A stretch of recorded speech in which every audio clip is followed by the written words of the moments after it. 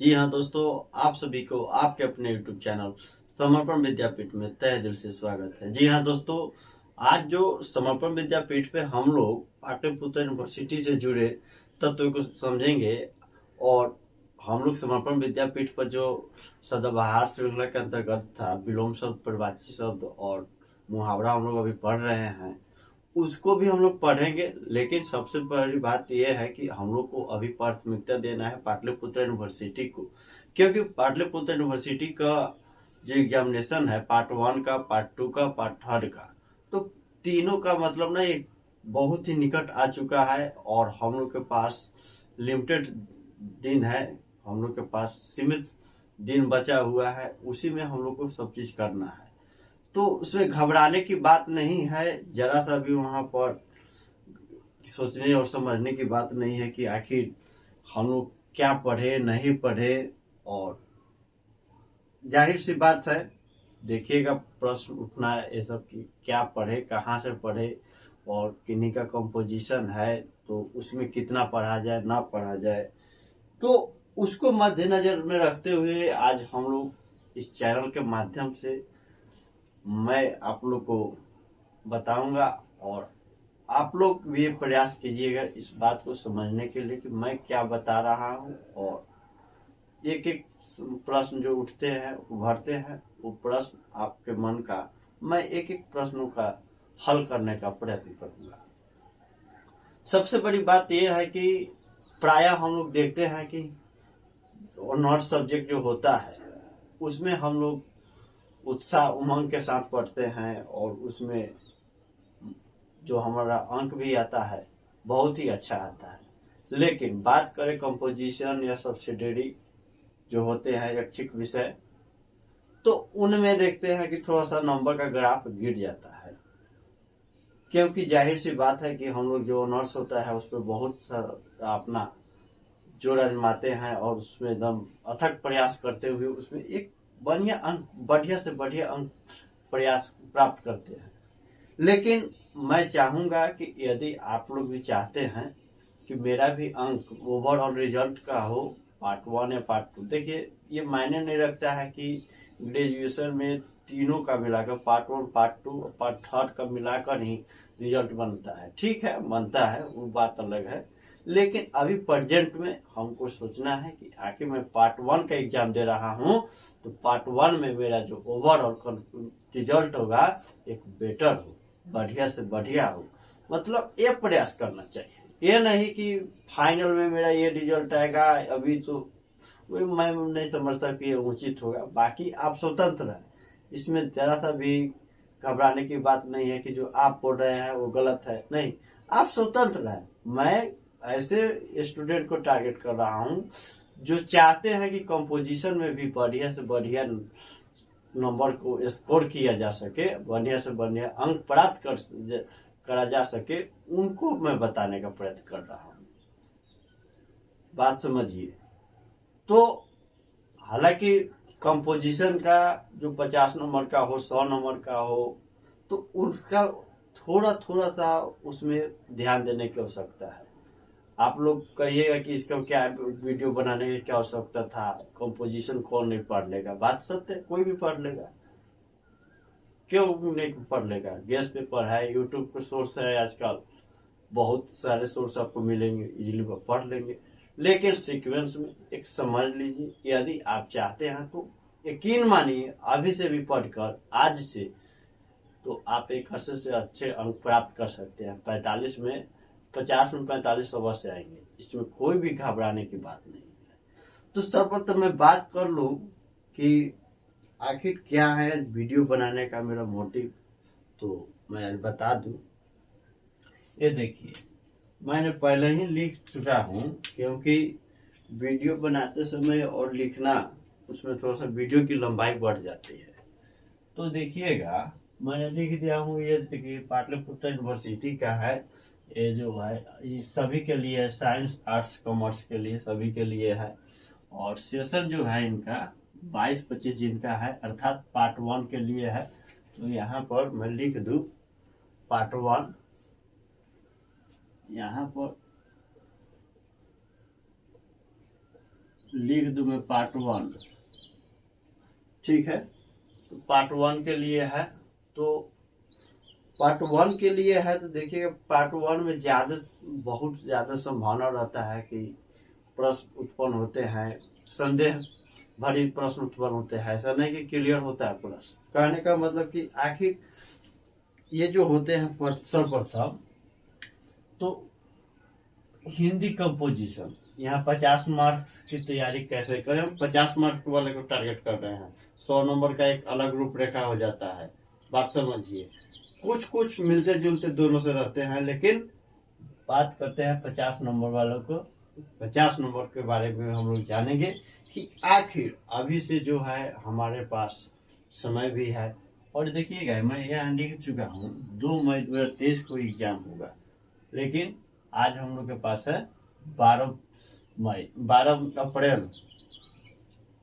तो कुल मिलाकर समझ लीजिए कि 25-27 दिन बचा हुआ विशेष है। उसमें हम लोग बहुत कुछ पढ़ सकते हैं, उसमें तो ज़्यादा से भी घबराने की बात नहीं है।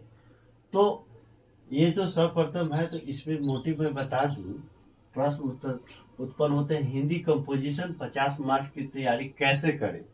जाहिर सी बात है, इसको कैसे पढ़ा जाए। ऑनर्स को देखिए कि आपको पढ़ाने वाले भी बहुत सारे शिक्षक मिल जाएंगे, बहुत सारे आपको फ्रेंड भी, आप यूट्यूब से भी आप पढ़ सकते हैं।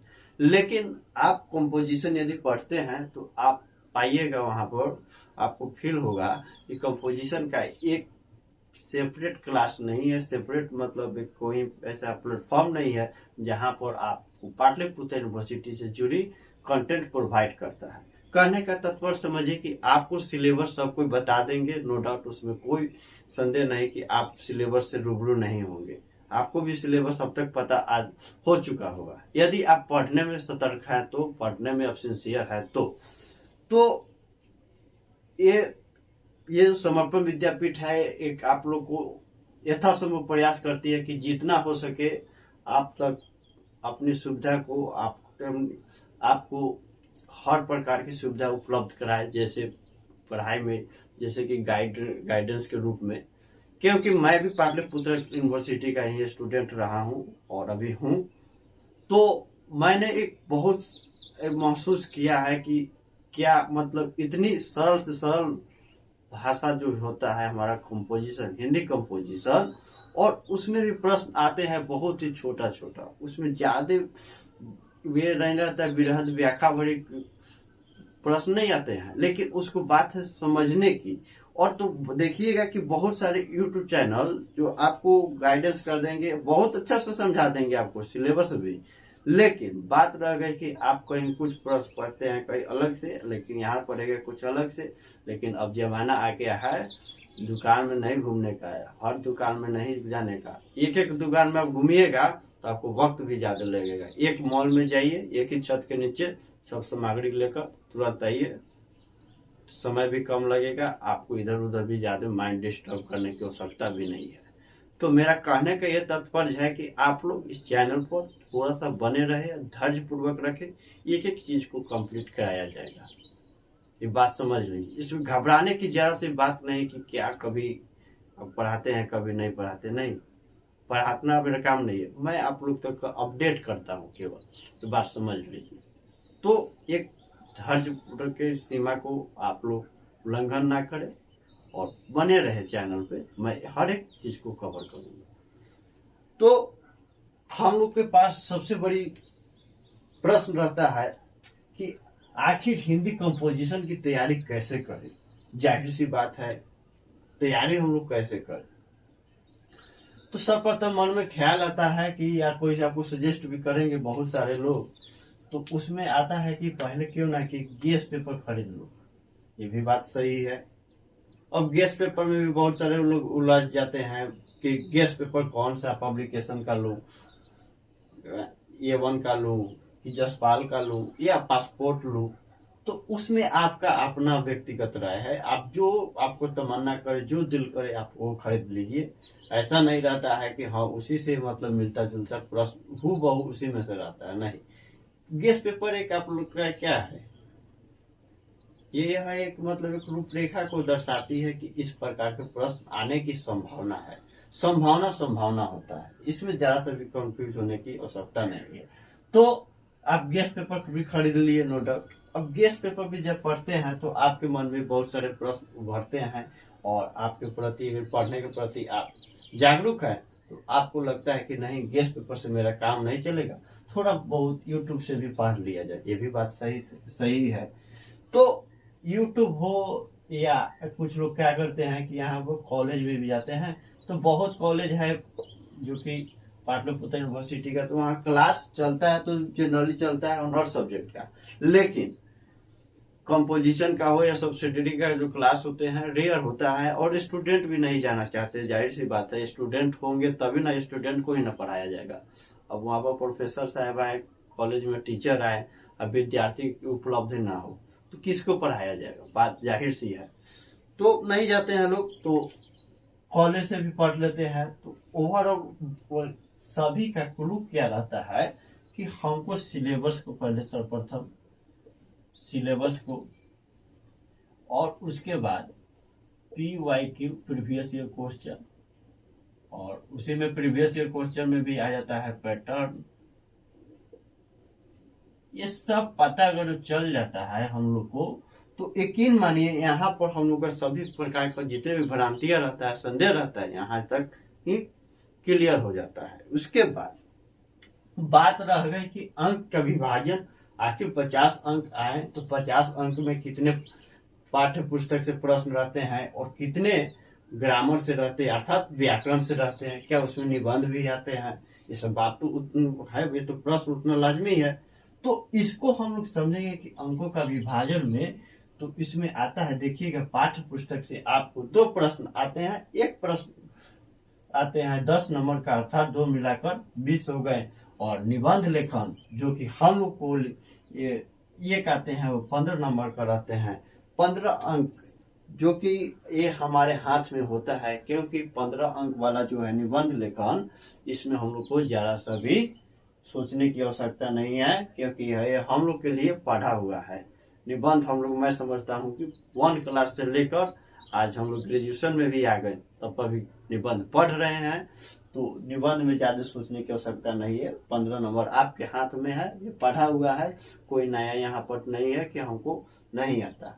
अब रही बात तीसरा कि व्याकरण एवं रचना से कितने प्रश्न आते हैं और कितने अंक आते हैं, तो 3 प्रश्न आते हैं और एक प्रश्न की संख्या रहती है, एक प्रश्न कितने अंक का रहता है, 5 अंक का रहता है, तो कुल मिलाकर 15 अंक का ये भी हो गए, तो कुल ओवरऑल जोड़ा जाए तो 50 अंक हो गए।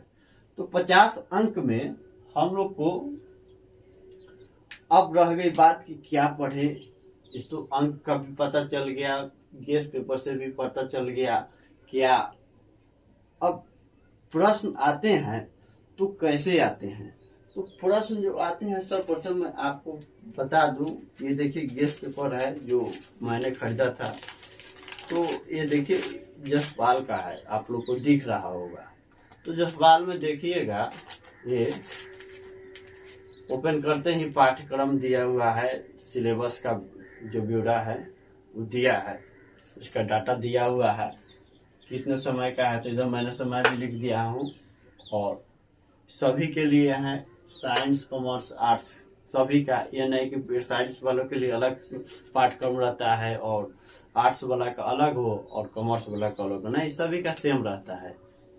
तो इसमें आप यदि आप खरीदे हैं तो इसमें देखिएगा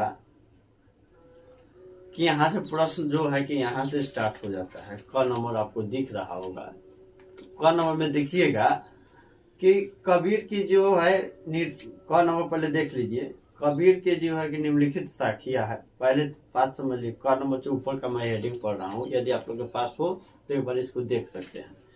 तो क नंबर प्रश्न क्या कर रहा है, निर्धारित पुस्तक एवं पाठ्यांश का माधुरी। तो उसमें क्या है कि कबीर की निम्नलिखित साखियां है, इसको आप लोग देख सकते हैं। तो साखियां टोटल हैं 10 कबीर की साखियां हैं। और 2 नंबर में देखिएगा तुलसी के निम्नलिखित पद, तो तुलसी के 2 पद भी पढ़ना है, ये देखिए तुलसी के 2 पद भी पढ़ना है।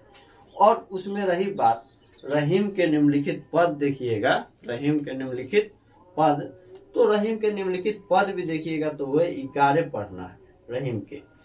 और भारतेंदु, भारत दुर्दशा और माखनलाल चतुर्वेदी की बदरिया थम थम कर झरीरे, और सुभद्रा कुमारी चौहान का बचपन, और पंडित राम नरेश पाठक का हम न बोलेंगे। तो ये सब हमको पढ़ना है। लेकिन अथवा में भी दिया है, अथवा मतलब समझ लीजिए, या तो आप ये पढ़िए या तो आप ये पढ़िए। तो ये अथवा में दिया है हिंदी गद्य पद संग्रह, जो कि डॉक्टर दिनेश प्रसाद सिंह का है। और ये जो है इसमें हम लोग को क्या क्या पढ़ना है देखिएगा। ये काव्य में देख लीजिएगा, कबीर, रैदास, सूरदास, तुलसीदास, रहीम, भारतेंदु, ये सब है। और गद्य में देखिए कहानी है, जो कि हम लोग बहुत कहानी में से कुछ पढ़ेंगे, इसमें से सिलेक्टेड पढ़ना है, इसमें से ज्यादा इसमें उलझना नहीं है। और जो तो मैं बताऊंगा कि इसमें क्या पढ़ना है हम लोग को। और व्याकरण एवं रचना में पढ़ते हैं हम लोग को, देखते हैं पाठ्यांश पढ़ने के लिए। तो संज्ञा, सर्वनाम, विशेषण, उपसर्ग, प्रत्यय, लिंग, वचन, परिवाची शब्द, विलोम शब्द, मुहावरे, लोकितिया एवं वाक्य संशोधन। तो वाक्य संशोधन हो या मुहावरे हो या संज्ञा सर्वनाम हो, लिंग प्रत्यय हो, तो उसमें भी ऑप्शन रहता है। ये बात नहीं है कि उसी में केवल उलझ जाना है। तो सर्वप्रथम मैं आप सभी को प्रीवियस ईयर का प्रश्न दिखा दूं, अर्थात गत वर्षों का जो प्रश्न पत्र है जो 2022 में पूछा गया था वे है, तो उसको पहले देख लिया जाए। देखिए आप लोग को दिख रहा होगा, या देखिए, तो इसमें आप पहले ध्यान पूर्वक देख लीजिए। और मैं पढ़ रहा हूँ इसको। तो देखिए समय पहले दिया हुआ है 1.5 घंटा का, 1.5 घंटा का ही होता है। और कंपोजिशन जो होता है 50 नंबर का होता है या 100 नंबर का होता है। और यदि आपको 50 नंबर का है तो आपका 50 नंबर हिंदी कंपोजिशन है, तो 50 नंबर आपका इंग्लिश कंपोजिशन भी होगा। तो उसमें आप देखिएगा कि सेम डे उसका परीक्षा होता है, यानी कि हिंदी कंपोजिशन 50 नंबर आज हो गया तो इंग्लिश कंपोजिशन अगले दिन होगा, नहीं, वही हिंदी कंपोजिशन 50 अंक का और इंग्लिश कंपोजिशन 50 अंक का सेम डे होता है, समझे। और ये ऐच्छिक विषय है, ये जरूरी नहीं रहता है। किन्हीं का देखिएगा इंग्लिश से 100 नंबर का हो जाता है, आप किन्हीं का देखिएगा कि हिंदी कंपोजिशन ही 100 नंबर का रख लेते हैं। एक सब्सिडरी हिंदी अलग होता है, उसका सिलेबस अलग है और इसका सिलेबस बिल्कुल अलग है, देख लीजिएगा। तो इसमें पहले देख लीजिए क्या निर्देश कुछ दिए रहते हैं, हर परीक्षा में कुछ निर्देश अवश्य दिए रहते हैं, तो निर्देश को हम लोग फोकस नहीं करना, इसको पहले देख लीजिए। तो दिया गया है पहले नंबर ऊपर में, निर्देश को पहले पढ़ लिया जाए। परीक्षार्थी यथासंभव अपने शब्दों में ही उत्तर दे। उपतांत के अंक पूर्णांक घोतक है, निर्देशानुसार सभी प्रश्नों के उत्तर दीजिए। तो इसमें पहला क्या बोल रहा है, निम्नलिखित में से किन्हीं 2 प्रश्नों के उत्तर दीजिए। देखिए निम्नलिखित में से किन्हीं 2 प्रश्नों का उत्तर दीजिए। तो उसमें देखिएगा कि 5 प्रश्न दिया गया है, ये देखिए इधर भी देखिए प्रश्न दिया गया है और इधर देखिए यहाँ से स्टार्ट हुआ। 5 प्रश्नों में से पहले मैं पढ़ता हूँ कि प्रश्न वो पहला क्या कर रहा है। देखिए पहला पढ़ते हैं, क नंबर, तुलसी की समन्वय भावना पर प्रकाश डालिए। पठित पदों के आधार पर कबीरदास की भक्ति भावना पर प्रकाश डालिए। और देखिए ये जो ग नंबर है, सदगति कहानी के लेखक का नाम बताइए तथा यह भी बताइए कि इसमें किस समस्या को उजागर किया गया है। सदगति जो हम उसका वीडियो भी अपलोड कर चुका हूं, जो कि मुंशी प्रेमचंद की रचित सर्वश्रेष्ठ हिंदी कहानियों में से एक है। और घ देखते हैं, घ पर हम लोग आते हैं तो देखिए, ठेले पर हिमालय किनकी रचना है, इस रचना का उद्देश्य क्या है, और नाखून क्यों बढ़ते हैं, किनकी रचना है, इसमें कौन सा उद्देश्य छिपा है। तो ये देखिए यहाँ तक हम लोग देखिए कि हम लोग पढ़ कर जाते हैं, बहुत सारा 3-4 पढ़ कर जाते हैं, तो उसमें से यकीन मानिए आपको पाठ्यांश से जो पाठ्य पुस्तक से हैं 20 नंबर अवश्य मिलेंगे, क्योंकि ऑप्शनल रहता है, उसमें 5 क्वेश्चन आपको रहते हैं, उसमें सर आपको 2 ही सोल्व करना रहता है। तो उसमें हम लोग को देख लेंगे, उसको समझ लेंगे। तो इसमें देख लीजिए। और ये बात देखिए। अब आइए, ये तो बात हो गई पाठ्य पुस्तक की। अब देखिए निम्नलिखित, ये देखिए हम लोग आते हैं इस पे व्याकरण पे, जो निबंध लेखन पे आते हैं। निम्नलिखित विषय में से किसी एक पर निबंध लिखिए। पहला क्या है, क, महंगाई की समस्या और समाज, मेरे प्रिय कहानीकार। देख लीजिएगा, आप लोग के पास भी हो किसी सोर्स के माध्यम से तो आप भी देख सकते हैं। अन्यथा मैं ये जो है ना इंस्टा आईडी पर इसको अपडेट कर दूंगा, उस पर से आप देख सकते हैं, या किसी आप फ्रेंड से भी मांग सकते हैं। अगर मैं बिहार का राज्यपाल होता, वर्तमान समय की मुख्य समस्या कोरोना संकट और शिक्षा व्यवस्था। तो इसमें भी देखिए कि 5 दिए हैं, आपके पास एक ऑप्शन सेलेक्ट करना रहता है, एक आपके पास विकल्प को चयन कीजिए, आप अपने अनुसार अपने शब्दों में लिखना शुरू कीजिए। तो उसमें भी आप लिख सकते हैं, जो कि 15 अंक का रहता है। आपके पास ऑप्शन बहुत सारे हैं। और इसमें देखिए 3 नंबर में आते हैं व्याकरण एवं रचना में। तो उसमें भी देखिएगा किन्हीं 3 प्रश्नों के उत्तर दीजिए। तो कर्म का जो देखिएगा प्रश्न, जो देखिए लिखा हुआ है, संज्ञा के भेद लिखते हुए उसकी परिभाषा भी लिखिए। निम्नलिखित शब्दों के 2-2 परिभाषित शब्द लिखिए। और ग का देखिएगा तो निम्नलिखित शब्दों के विलोम शब्द लिखिए। निम्नलिखित और घ देखिएगा तो निम्नलिखित शब्दों के वाक्य प्रयोग द्वारा लिंग निर्णय कीजिए। ये जो घ देखिएगा तो वाक्य प्रयोग द्वारा लिंग निर्णय कीजिए। तो इसको आप जब प्रैक्टिस करते हैं तो आपको आ जाएंगे, इसमें ज्यादा मतलब ध्यान देने की आवश्यकता नहीं, लेकिन एक बार इसको देख लेना है सशरीर निगाहों से, समझे। और घ नंबर देखते हैं, निम्नलिखित मुहावरों का वाक्य प्रयोग द्वारा अर्थ स्पष्ट कीजिए।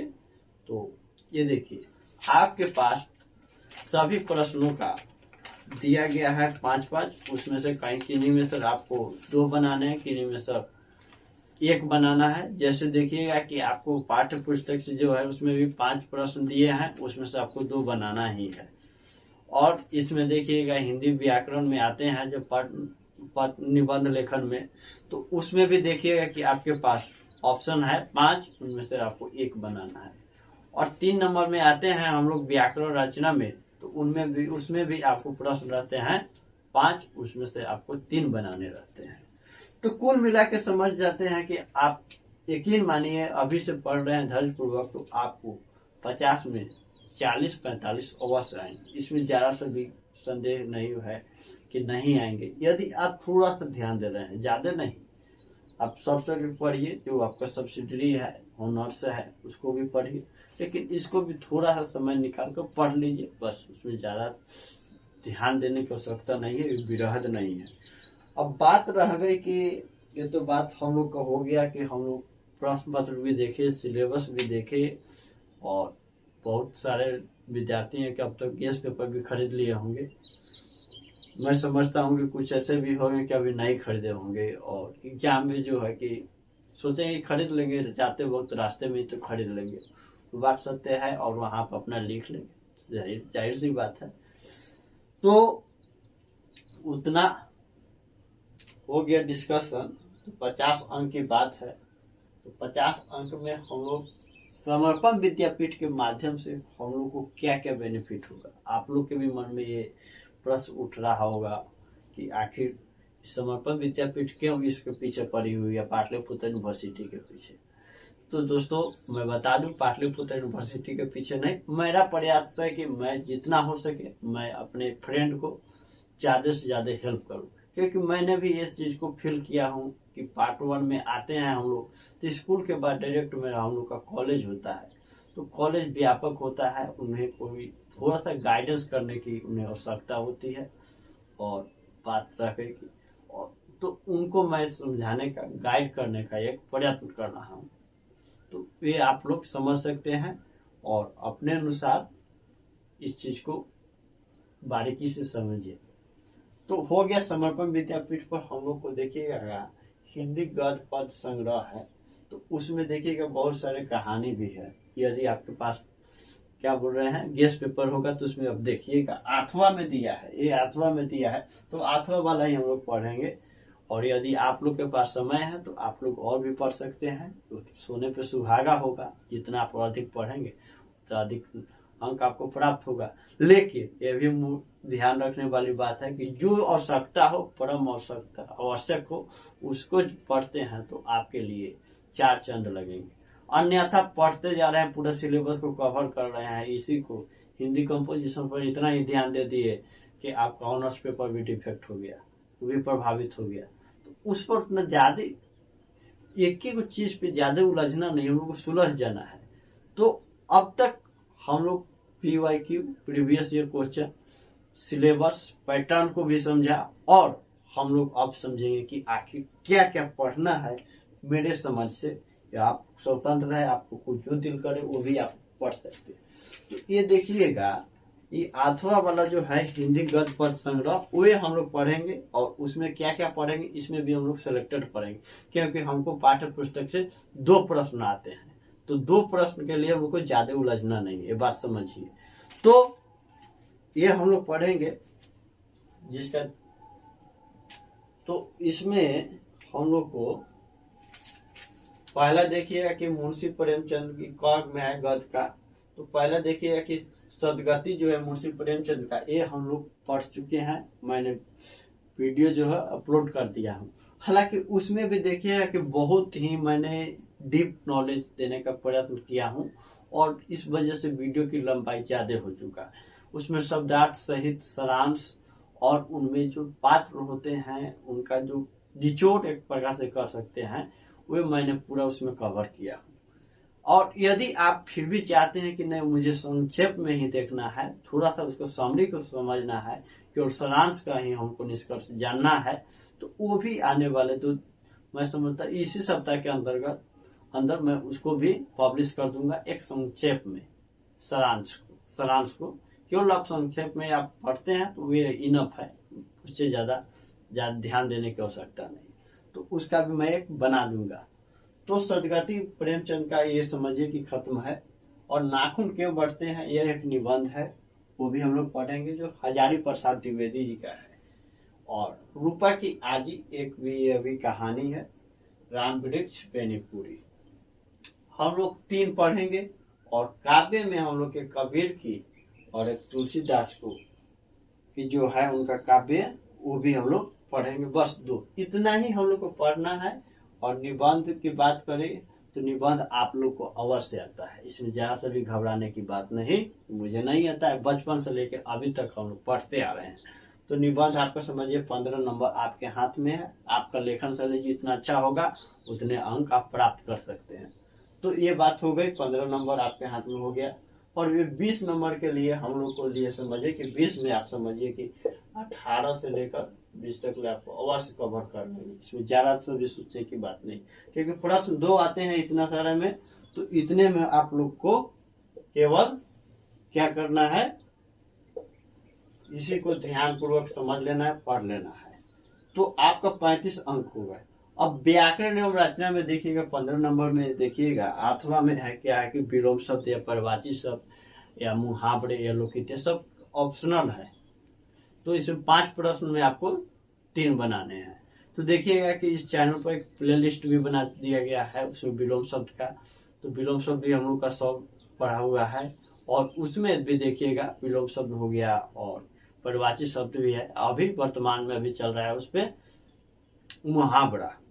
तो आपको जो व्याकरण का भी है, तो व्याकरण रचना भी समझिए कि आपका 15 नंबर ये भी कंप्लीट लगभग हो चुका है। तो आप समझिए कि देख लीजिए 50 में 50 हम लोग का नंबर कंप्लीट हो चुका है। अब बात रह गई कि सब चीज मैंने बता दिया, आप लोग भी समझ गए। तो किसी भी चीज को समझने से ज्यादा है कि उसको जब ज्यादा इफेक्टिव कब होता है, जब तक उसको हम लोग प्रैक्टिकल नहीं करते हैं, प्रैक्टिकल अर्थात उसको अभ्यास नहीं करते हैं, तब तक कोई चीज हमारे लिए असंभव लगता है और जटिल लगता है। तो उसके लिए मैं चाहूंगा कि इसको आप लोग वहां से भी पढ़ें। मैं ये नहीं कहता हूं कि आप एक ही सोर्स पर, किसी एक ही चैनल पर आप डिपेंड रहें, आप इंडिपेंडेंट हैं, कहीं से भी आपको पढ़ लेना है। और उसको आप डेली बेसिस पर जब समय मिले उसको आप लोग बारंबार लिखने का अभ्यास करें, जिससे कि आपकी लेखन शैली निखरेगी और आपका एक हैबिट जो है, आदत बना रहेगा। तो आप लोग एग्जामिनेशन में अच्छा से अच्छा अंक प्राप्त कर सकते हैं। तो कुल मिला के हम लोग ने समझा, इस अभी जो इस वीडियो में मैं इसका निष्कर्ष बता दूं आखिर हम लोग क्या क्या समझे। पहला नंबर की बात हम लोग समझ गए कि इसका जो है कैसे तैयारी करें। तैयारी कैसे करना है, आपके पास या तो गेस पेपर है उससे भी कर सकते हैं, और गेस पेपर से भी कर सकते हैं, यूट्यूब से भी कर सकते हैं, या कॉलेज गए हैं तो कॉलेज में आपको जरूर न कुछ बताया ही गया होगा, उससे भी आप कर सकते हैं। और उसमें भी अब बात आती है, उसके बाद हम लोग प्रीवियस ईयर देखें, प्रश्न पत्र को देखा है, उसके बाद हम लोग ने उसमें देखें कि क्या देखा, उसमें हम लोग पैटर्न को देखा, और उसमें उसके बाद हम लोग जाने कि आखिर अंकों का विभाजन किस नंबर, कितना नंबर का किस विषय वस्तु से आता है, आखिर पाठ्य पुस्तक से कितना प्रश्न आते हैं, कितना अंक का। और उसके बाद हम लोग ने जाना कि व्याकरण और निबंध लेखन कितना अंक आता है। उसके बाद हम लोग ने जाना कि आखिर हम लोग को समर्पण विद्यापीठ के माध्यम से क्या क्या पढ़ना है। तो इतना ही हम लोग को समर्पण विद्यापीठ के माध्यम से पढ़ना है। मैंने इसको परम आवश्यक समझा, इसलिए मैंने इसको इतना ये पढ़ेंगे। और यदि आप लोग को पास समय है तो आप लोग इसे भी ज़्यादा पढ़ सकते हैं, आप इंडिपेंडेंट है, स्वतंत्र है। लेकिन इसको जो हम लोग पढ़ेंगे, इस सब चीज़ को बहुत ही बारीकी से पढ़ेंगे, और सदगति जो हो गया उसका एक संक्षेप में हम लोग वीडियो भी अपलोड करेंगे, उसका केवल सारांश रहेगा। और उसके साथ कुछ उससे जुड़े प्रश्न को भी इसको एक बार डिस्कशन कर दिया जाएगा। तो मैं उम्मीद करता हूं कि आप सभी को सभी प्रकार के जितने भी आपके मन में भ्रांतियां थी, प्रश्न थे, आप ये सभी का समाधान मिल चुका है। यदि आपके मन में फिर भी किसी भी प्रकार का संदेह हो रह गया हो तो आप लोग मुझे कमेंट या इंस्टा आईडी पे भी मैसेज कर सकते हैं, जिससे कि मैं आपको प्रश्नों का हल करने का प्रयत्न करूंगा। तो इसी के साथ आप सभी को परीक्षा की तैयारी के लिए बेस्ट ऑफ लक। आप पढ़ते रहिए और पढ़ते रहे। मिलते हैं अगले वीडियो में। जय हिंद।